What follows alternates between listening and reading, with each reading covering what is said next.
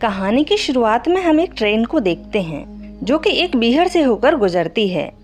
उसमें एक शख्स है जिसका नाम जैक है। वह अपने सफर पर निकला है। उसके सामने ट्रेन में एक गरीब औरत अपने बच्चे के साथ बैठी हुई थी। जैक जाते समय उस छोटे बच्चे को एक ब्रेड का टुकड़ा दे देता है। इसके बाद ट्रेन एक सुनसान स्टेशन पर रुकती है। वह वहां उतर जाता है और वहां एक शॉप के पास जाता है। दरअसल वह वहां एक टैक्सी ड्राइवर का वेट कर रहा होता है जो उसे आगे के सफर पर ले जाने वाला है। जैक बाथरूम में जाकर बैठता है कि तभी बाहर से एक आदमी आवाज देता है। यह वही आदमी है जो जैक को सफर पर ले जाने वाला है। उसका नाम कीथ है। जैक ने उसे हायर किया था। ड्राइवर कीथ कहता है $100 गैस के, $20 पानी के और $200 तुम्हें वहां तक ले जाने के। जैक कहता है मुझे लगा $200 में ही गैस इंक्लूड है। इस पर कीथ कहता है अगर तुम्हें कोई प्रॉब्लम है तो मैं गाड़ी घुमा लेता हूँ। इस पर जैक कहता है इसकी कोई ज़रूरत नहीं। दोनों एक बीहड़ से होकर गुजरते हैं। रास्ते में एक जगह इनकी गाड़ी का टायर पंचर हो जाता है। जैक टायर बदलता है।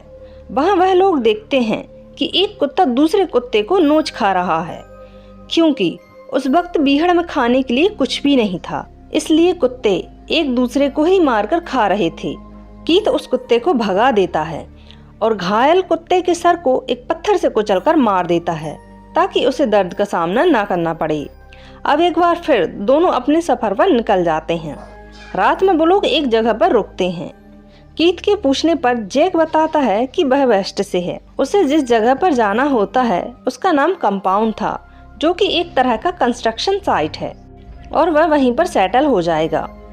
कीथ उसे बताता है कि तुम जिस जगह पर जा रहे हो वह बहुत बेकार जगह है और काफ़ी मेहनत भरा काम है और घंटों का तो कोई हिसाब नहीं। तब जैक उससे कहता है कि मैं मेहनत से नहीं डरता, मुझे अपनी लाइफ में नई शुरुआत करनी है। फिर अगली सुबह वह सफ़र पर निकल जाते हैं।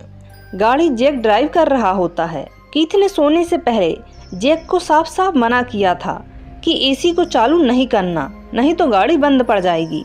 पर कीथ को सोता देख जैक एसी चालू कर देता है और कुछ ही देर में गाड़ी का इंजन बंद हो जाता है।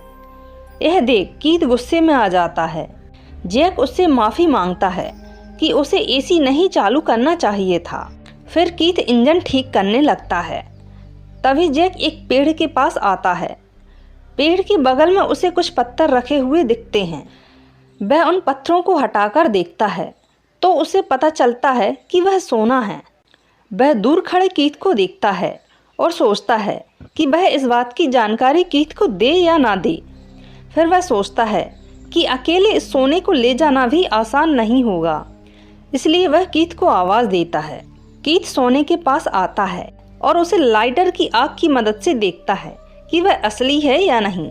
फिर उसे पता चलता है कि यह बिल्कुल असली सोना है। फिर वह दोनों उस जगह की खुदाई करना शुरू कर देते हैं, पर सोना काफ़ी अंदर तक धंसा हुआ था। काफ़ी देर खुदाई करने के बाद भी वह सोना अपनी जगह से नहीं हिलता। वह लोग खुदाई करके थक जाते हैं। वह गाड़ी के पीछे सोने को बांधकर भी उसे खींचते हैं, पर वह फिर भी नहीं निकलता। काफ़ी देर खुदाई करने के बाद शाम हो जाती है। शाम होने के बाद वह लकड़ियाँ इकट्ठा करते हैं, क्योंकि रात होते ही वहाँ बीहड़ के कुत्ते शिकार के लिए निकल जाते हैं और आग से वह उनके पास नहीं आएंगे। कीथ काफ़ी खुश था। वो खुशी से नाचने लगता है क्योंकि उन्हें काफ़ी बड़ा सोने का ढेर मिला था। और जैक भी काफ़ी खुश था और सोच रहा था कि अब उसे कंपाउंड जाकर काम नहीं करना पड़ेगा। रात में कीथ कहता है कि हम में से किसी एक को वापस जाकर खुदाई करने के लिए एक मशीन लानी होगी ताकि हम इसकी खुदाई कर इसे निकाल सकें। कीथ कहता है मैं ईस्ट में एक जगह जानता हूँ जहाँ हमें वह मशीन मिल जाएगी जो यहाँ से सिर्फ 2 दिनों की दूरी पर है। जैक को कीथ के ऊपर बिल्कुल भी भरोसा नहीं था, इसलिए जैक कहता है तुम चले जाओ, मैं सोने की रखवाली करता हूँ। तुम जाकर वह मशीन ले आओ, क्योंकि तुम्हें जानकारी है कि वह कहाँ मिलेगी। दोनों एक दूसरे की तरफ देखने लगते हैं, क्योंकि दोनों को एक दूसरे के ऊपर बिल्कुल भी भरोसा नहीं था। सुबह कीथ अपनी गाड़ी लेकर वह मशीन लेने के लिए निकल जाता है और जाने से पहले वह जैक को कुछ ज़रूरी सामान और एक सैटेलाइट फ़ोन भी देता है जिससे वह उससे बात कर सके। इसके बाद वो निकल जाता है।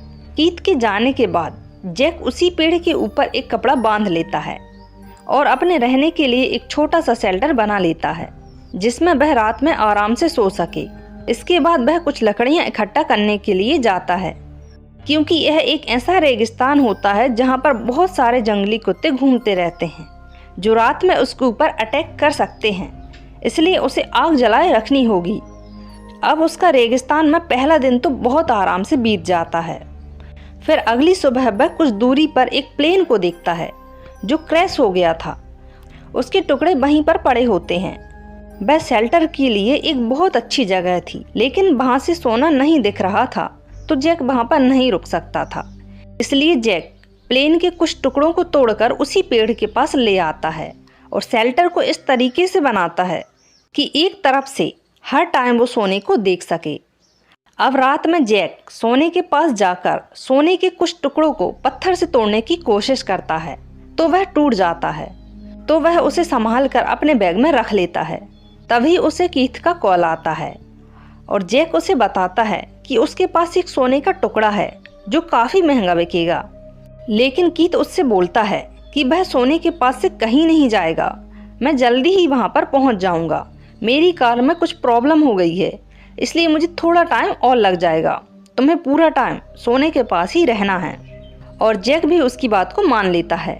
अब तीसरे दिन की शुरुआत होती है और हम देखते हैं 3 दिन आते आते उसकी शक्ल काफ़ी बदल गई थी, क्योंकि वहाँ पर कड़कड़ाती धूप और रेगिस्तान में बहुत ज़्यादा पॉल्यूशन है। कुछ देर के बाद वह देखता है कि एक सांप उसकी तरफ आ रहा है, तो वह उसे मारने की कोशिश करता है, पर उसे पकड़ने में वह नाकामयाब होता है और सांप को मारने के चक्कर में उसकी बोतल गिर जाती है और उसका काफ़ी सारा पानी बर्बाद हो जाता है। और यहाँ पर उसे पानी की कीमत बहुत अच्छे से पता होती है, क्योंकि उसके पास पीने के लिए बहुत ही कम पानी था। तो इसके बाद वह दोबारा उसी प्लेन के पास जाता है और उसमें कुछ ज़रूरत का सामान देखने लगता है। तभी उसे लगता है कि कोई उसके आसपास है, तो वह प्लेन के अंदर जाकर छुप जाता है। और कुछ देर बाद वह देखता है कि एक स्ट्रेंजर लड़की उसके पास आती है और उसे पानी के लिए ऑफर करती है, लेकिन जैक मना कर देता है। फिर वह उसे खाने के लिए ऑफर करती है, वह उसे भी मना कर देती है।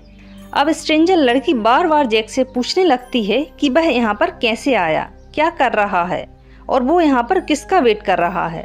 जैक उसकी इन सभी बातों से इरिटेट हो रहा था, क्योंकि वह नहीं चाहता था कि वह लड़की यहाँ ज़्यादा देर रुके और उसे सोने के बारे में पता चले। तो वह वहाँ से उठकर अपने टेंट की तरफ जाने लगता है। टेंट के पास पहुंचकर वह लड़की जैक से कहती है कि तुम जरूर मुझसे कुछ छुपा रहे हो। और यह सारी बातें सुनकर जैक परेशान हो जाता है और एक लकड़ी का टुकड़ा उठाकर उस लड़की के सर पर मारता है, जिससे उस लड़की की वहीं पर मौत हो जाती है। उसकी मौत के बाद वह उस लड़की के पास से खाने पीने और ज़रूरत की चीज़ें अपने पास रख लेता है और थोड़ी दूरी पर एक गड्ढा करके उस लड़की को वहीं पर दफना देता है और उसके ऊपर बहुत सारी मिट्टी डाल देता है। अब इस तरह से उसका एक और दिन निकल जाता है। अब चौथे दिन की शुरुआत होती है और कुछ देर में कीथ का कॉल आता है और वह कहता है कि उसे थोड़ा टाइम और लग जाएगा। यह सुनकर जैक को काफ़ी बुरा लगता है। तभी उसे सामने से एक ट्रक जाते दिखाई देता है। उसके पास एक सोने का टुकड़ा था। वह आसानी से उस ट्रक में बैठकर यहाँ से जा सकता था और उसकी शक्ल देखकर हमें समझ में आ रहा है कि उसकी हालत कितनी ख़राब हो चुकी है। लेकिन फिर भी उसके मन में सोने को लेकर इतना लालच था कि वह यहाँ से नहीं जाता और ऐसे ही मरने की कंडीशन में वहीं पर पड़ा रहता है। ट्रक के जाने के कुछ देर बाद ही यहाँ पर बहुत तेज तूफान आता है, जिसमें सब कुछ उड़ जाता है। उसका टेंट, उसका सारा सामान बिखर जाता है और वह खुद भी एक जगह जाकर गिर जाता है और बेहोश हो जाता है। और थोड़ी देर बाद जब उसे होश आता है तो वह रेत के अंदर से बाहर आता है और इस रेतीले तूफान में उसके पेट के अंदर एक लकड़ी घुस गई थी। अगर वह थोड़ी सी भी लालच कम करके ट्रक में चला गया होता तो उसके साथ यह सब नहीं हो रहा होता। फिर वह अपनी चोट को कम करने के लिए आग जलाता है और एक टीन के डब्बे को गर्म करके अपनी चोट के ऊपर चिपका लेता है और वहीं पर गिर जाता है। अब उसकी हिम्मत इतनी भी नहीं हो पा रही थी कि वह खुद से खड़ा हो सके कि तभी उसे भ्रम होना शुरू हो जाता है और वह उसी लड़की को देखता है जिसे उसने कल मारा था। पर यह उसका भ्रम नहीं था, वह सच में दूसरी लड़की थी। जो पहले लड़की आई थी यह उसकी बहन थी। वह उसे पानी पिलाती है और कहती है कि अगर वह चाहे तो वह उसको ऐसी जगह ले जा सकती है जहाँ पर वह सेफ रहे। पर अब भी जैक के अंदर सोने का लालच था और उसका पूरा ध्यान उसी सोने की तरफ था कि यह लड़की कहीं उसका सोना न ले जाए। तो वह इसे किसी भी हेल्प के लिए मना कर देता है और उसे वहाँ से जाने के लिए बोल देता है। और उस लड़की के जाने के बाद ही यहाँ पर बहुत सारे कुत्ते आ जाते हैं। दरअसल जैक को चोट लग गई थी और उसका खून बह रहा था, जिसकी स्मेल से बहुत सारे कुत्ते उसके पास आ गए थे और अब वह जैक के ऊपर अटैक करने के लिए आते हैं। जैक अब अधमरी हालत में वहीं पर पड़ा होता है और कीथ को बार बार कॉल लगाता है, पर कीथ उसके कॉल का कोई भी रिप्लाई नहीं दे रहा होता है।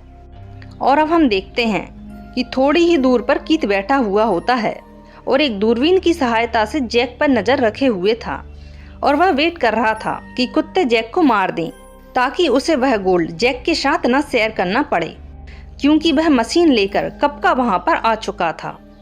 जैक काफी दिनों से उसका वेट कर रहा था और अब वह भी समझ गया होता है कि कीथ ने उसे धोखा दिया है। इसके बाद कई सारे कुत्ते आकर जैक पर अटैक कर देते हैं और उसे मारकर खाने लगते हैं। जैक के मरने के बाद कीथ वहां पर गाड़ी लेकर आता है। अब जैसे ही कीथ गाड़ी से उतरता है उसे एक तीर आकर लगता है, जो कि स्ट्रेंजर के पास वैसा ही हथियार था। इस मूवी में स्ट्रेंजर लड़की को कीथ को मारते हुए तो नहीं दिखाया जाता, पर उसके पास सेम वैसा ही हथियार था और थोड़ी देर पहले वही वहां पर आई थी, तो कीथ को उसी ने मारा होगा। और यहाँ पर यह मूवी खत्म हो जाती है। इस मूवी में हमें दिखाया जाता है कि इंसान पैसे के लालच में कितना गिर गया है। यहाँ पर जैक के पास मौका था कि वह थोड़ा सा सोना लेकर यहाँ से अपनी जान बचाकर जा सकता था, लेकिन ज़्यादा सोने के लालच में उसे अपनी जान गंवानी पड़ी। और कीथ, जो कि एक धोखेबाज होता है, वह भी लालच के चक्कर में मारा गया।